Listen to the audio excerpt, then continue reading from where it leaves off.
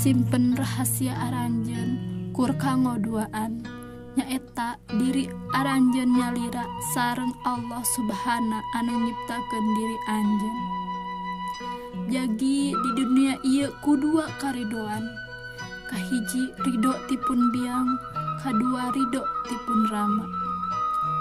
Nyuhunkeun bantosan lamun aranjeun kasusahan ku tilu hal, sabar, salat, istighfar cing seueur.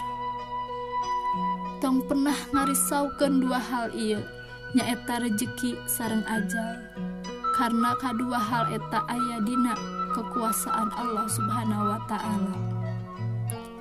Dua hal anu teu perlu diemutan salamina, kasayan aranjeun ka batur sareng kasalahan batur ka aranjeun. Aya dua hal anu teu meunang dipohokeun, Allah sareng akhirat, karena urang sadayana bakal papendak Allah di akhirat.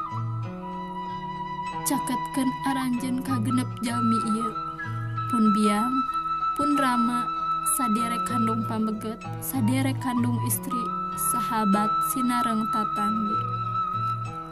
Aya opat jalmi anu urang teu kengeng kasar ka aranjeunna, nyaeta kahiji yatim piatu, jalmi anu miskin, jalmi teu damang, sareng kaum duafa.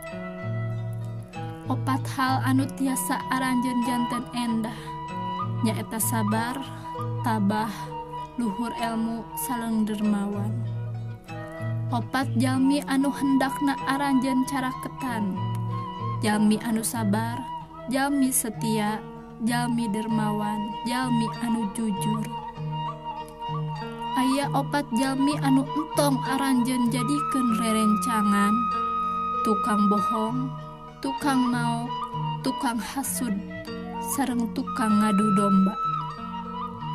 Aya 7 jalmi anu urang kedah dermawan ka aranjeunna, orang tua aranjeun, mertua aranjeun, istri, anak-anak aranjeun, keluarga kandung, guru, sinareng sahabat aranjeun.